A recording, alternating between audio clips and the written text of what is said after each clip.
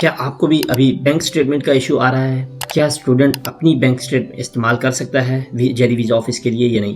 क्या स्टूडेंट के बहन भाई या कोई अंकल उसकी बैंक स्टेटमेंट इस्तेमाल हो सकती है या नहीं? अगर हो सकती है तो उसके लिए क्या चीज़ें रिक्वायर्ड हैं?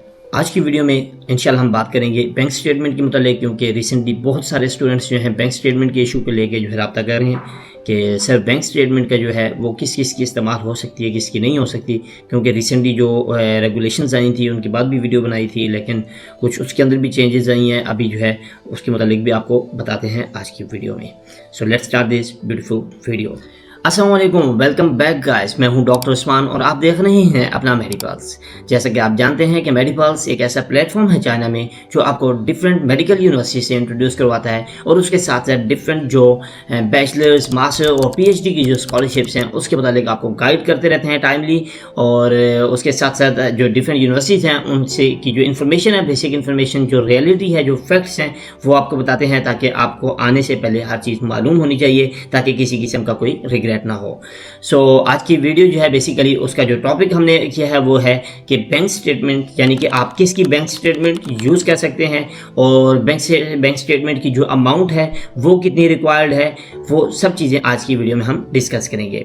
सबसे पहले हम बात करेंगे कि कितनी किस्म की ये बैंक स्टेटमेंट्स होती हैं। देखिए, चाइना के लिए अप्लाई करने के लिए 2 किस्म की बैंक स्टेटमेंट्स होती हैं, ठीक है। पहले ये होता था कि जितनी भी चाइनीज़ यूनिवर्सिटीज़ हैं वो सब बैंक स्टेटमेंट अराउंड $5,000 की रिक्वायर करती थी, यानी कि 15 लाख के राउंड अबाउट की। लेकिन अभी यह है कि चाइनीज़ जो यूनिवर्सिटीज़ हैं उनमें से कुछ हैं, उनके अलावा बाकी सब ने जो है बैंक स्टेटमेंट रिक्वायर करना बंद कर दिया है, ठीक है। लेकिन जेरी वीज़ा ऑफिस की रिक्वायरमेंट अभी भी है। अब जहाँ तक जेरी वीज़ा ऑफिस की रिक्वायरमेंट है एम्बेसी इसकी बैंक स्टेटमेंट की, वो अबाउट 50 लाख है, ठीक है। वो 50 लाख जो है वो कुछ यूनिवर्सिटीज ऐसी हैं जिनके अंदर आपको JW 6 साल का मिलता है।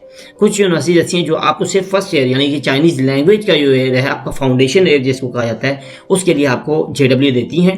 कुछ जो है आपको 6 साल के लिए देती है। जो यूनिवर्सिटी आपको 1 साल का देती है उसकी जो बैंक स्टेटमेंट की रिक्वायरमेंट होती है वो होती है 15 लाख, ठीक है।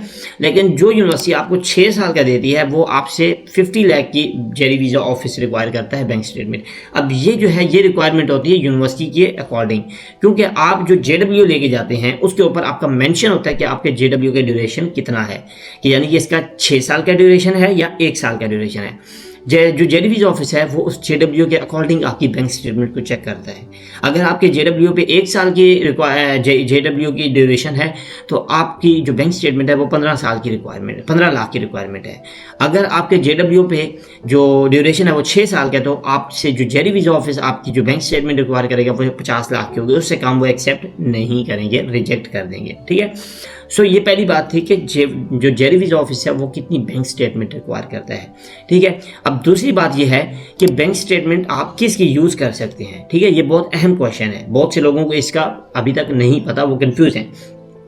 बेसिकली इसमें सबसे पहले आप खुद हैं, यानी कि स्टूडेंट। अगर स्टूडेंट अपनी बैंक स्टेटमेंट बनाता है तो फिर यह है कि आपको किसी किस्म के FRC यानी कि फैमिली रजिस्ट्रेशन सर्टिफिकेट की ज़रूरत नहीं है, क्योंकि आपने किसी के साथ गार्डियनशिप शो नहीं करनी, आप अपने गार्डियन खुद हैं, ठीक है।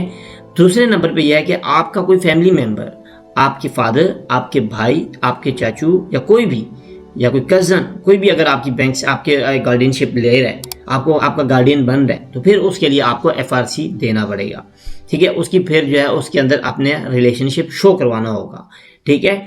और अगर किसी के फादर नहीं है तो वो अपने किसी चाचू या किसी की भी, अपनी मदर की किसी की बैंक स्टेटमेंट यूज़ कर सकता है, लेकिन आपको FRC बनवाना होगा और FRC को मोफा से अपोस्टाइल करवा के अपने डॉक्यूमेंट्स के साथ जेरी वीज़ा ऑफिस में सबमिट करना होगा, ठीक है, ताकि आपकी जो गार्डियन के साथ रिलेशनशिप है वो बिल्कुल वाज़ेह हो और वहाँ पे उनको पता हो कि गार्डियन के साथ आपका क्या रिलेशनशिप है, ठीक है। सो ये बेसिक इन्फॉर्मेशन है जो कि बहुत से लोगों तक अभी तक या पहुँची नहीं है या शायद उनको अभी पता नहीं है, क्योंकि बहुत से लोग कन्फ्यूज़ हैं। रिसेंटली बहुत ज़्यादा मैसेजेस आ रहे थे इस मुतालिक, तो इसलिए मैंने सोचा कि आज ये वीडियो बना के आपकी जो ये कन्फ्यूजन है वो दूर कर दें। और अगर आप चाइना में किसी भी किस्म की किसी भी यूनिवर्सिटी में एडमिशन लेना चाहते हैं, चाहे वो MBBS से रिलेटेड हो या फिर बैचलर मास्टर PhD की जो स्कॉलरशिप्स हैं उनसे रिलेटेड हो, या चाइनीज़ लैंग्वेज जो है उसकी एडमिशन के रिलेटेड आपको इन्फॉर्मेशन चाहिए हो, आप हमारे व्हाट्सएप नंबर पे हमारी टीम से रब्ता कर सकते हैं। इंशाल्लाह एज सुन एज पॉसिबल आपको गाइड किया जाएगा, आपको कंप्लीट डिटेल्स दी जाएंगी और आपको यह कंप्लीट प्रोसेस भी समझाया जाएगा। और इंशाल्लाह अगर आपको कन्विंस होंगे, आपको समझ आ गई, अगर आपको लगा कि हाँ ये मेरे लिए अच्छा है, तो इंशाल्लाह आपके लिए प्रोसेस भी हम इंशाल्लाह करेंगे। सो अगर आपको वीडियो अच्छी लगी है तो लाइक कर दें, चैनल को सब्सक्राइब कर दें और मिलते हैं इंशाल्लाह नेक्स्ट वीडियो में। तब तक दीजिए इजाज़त। अल्लाह हाफिज़।